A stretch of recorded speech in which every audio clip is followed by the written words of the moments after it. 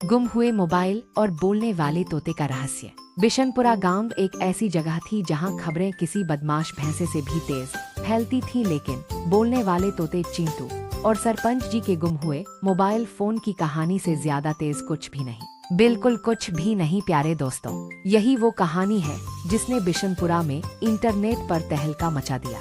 यह सब एक उमस भरी मंगलवार की सुबह शुरू हुआ। सरपंच जी एक ऐसे व्यक्ति जिनकी गरिमा का मुकाबला उनके नए चमकदार स्मार्टफोन के प्रति उनके प्रेम से ही हो सकता था, हड़बड़ा गए। मेरा फोन चला गया, उन्होंने जोर से कहा। उनकी आवाज गांव के दफ्तर की खिड़कियों में गूंज रही थी, वो जिसकी रिंगटोन किसी बॉलीवुड हीरो के गाने जैसी लगती है। दफ्तर में दहशत फैल गई। फोन का गुम होना कोई छोटी बात नहीं थी। उसमें सरपंच के इनामी कद्दुओं की तस्वीरें, उनकी बेटी के स्कूल नाटक के वीडियो और सबसे जरूरी जिला कलेक्टर का फोन नंबर था। चोर गांव के इकलौते पुलिस अधिकारी कांस्टेबल घसीटाराम, जो अपनी जासूसी से ज्यादा अपने खर्राटों के लिए मशहूर थे, ने कहा, हमें हर घर की तलाशी लेनी होगी। लेकिन तभी एक चीख हवा में गूंजी, सरपंच जी मुझे बुलाओ, मुझे बुला।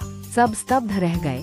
यह आवाज सरपंच जी के तोते चिंटू के पिंजरे से आ रही थी, जो आमतौर पर सिर्फ राम राम और कभी भार बकरी की मिमियाहट की नकल करता था। सरपंच जी की आंखें चौड़ी हो गईं। चिंटू, क्या तुमने कुछ देखा? चिंटू ने अपने पंख फड़फड़ाए ले गया, बड़ी बड़ी मूंछें और घसीटाराम। जल्दी आओ, चिंटू ने कांस्टेबल घसीटाराम की उन्मत्त चीख की हूबहू नकल की, जिसके बाद जोर से ही सरपंच जी की आवाज आई।